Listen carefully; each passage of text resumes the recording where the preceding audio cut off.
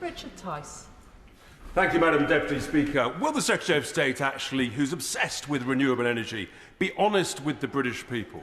Because the truth is that the offshore wind turbines bid today are some 20% above current prices. The floating offshore wind is some 3 times the current prices.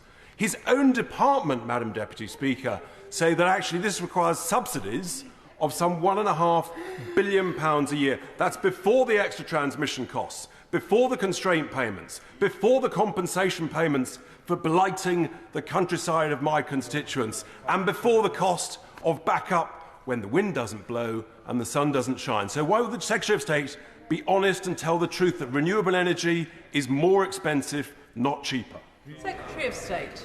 I have to say that I'm interested in the honourable gentleman's intervention because his manifesto is basically for higher bills and to make people poorer.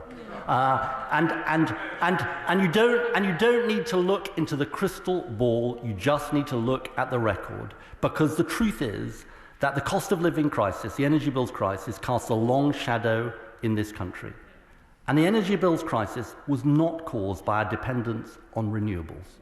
It was caused by our exposure to fossil fuels.